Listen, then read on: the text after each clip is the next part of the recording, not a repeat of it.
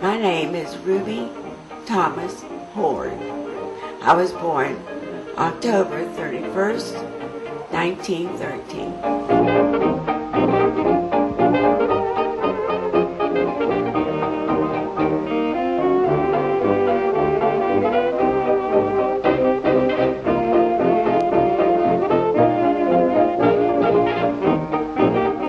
I was told I was born in South Alabama, but later on I understand that I was born in Pensacola, Florida.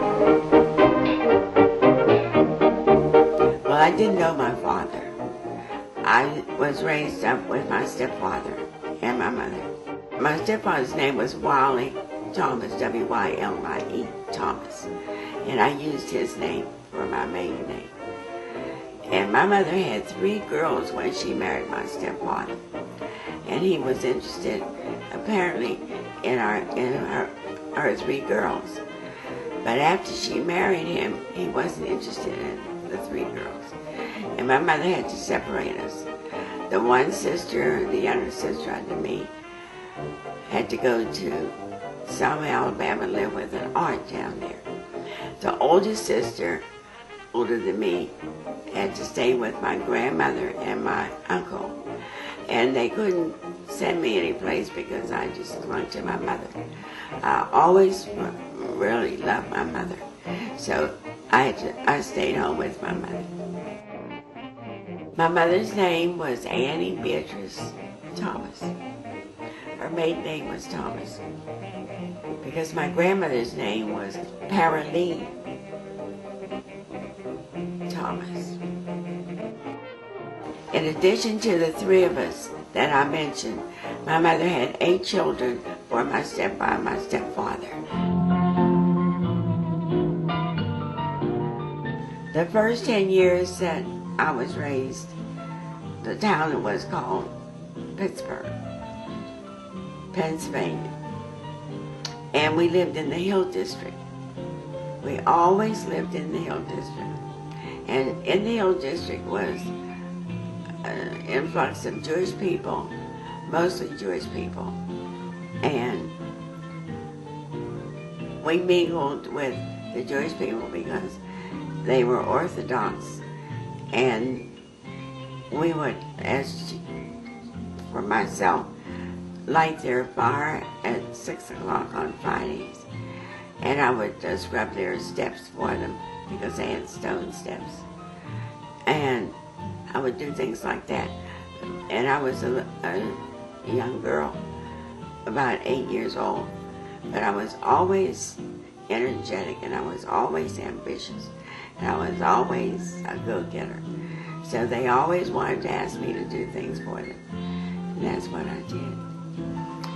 I don't remember the first house that we lived in, because we lived in a lot of houses, because every May Day we moved, and we kept moving up and up and up in the Hill District, and we finally got up into the exclusive area. And I enjoyed wherever we stayed, because there was no particular house that I was raised in continuously.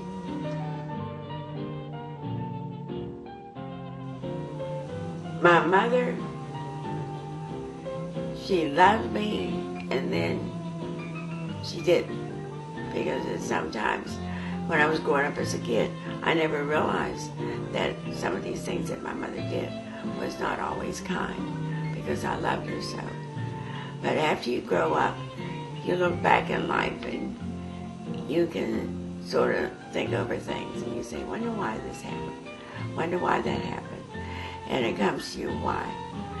Sometimes, when I went to Shanley High School, you could eat for 10 cents. You could get a dish of potatoes and gravy, you could get a piece of pie. And that would be sufficient for your lunch. But my mother wouldn't give me a dime. She told me that I didn't have to eat in school. Wait until I got home. But what saved me was this job that I had after school. I would prepare lunch for me in this lady's house and bring it home with me, take it to school with me the next day.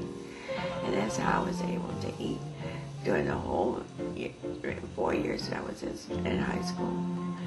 So then again, if I wanted to go to the school picnic, my mother would not give me any money to buy tickets. So I didn't know the advantage of going to the picnic.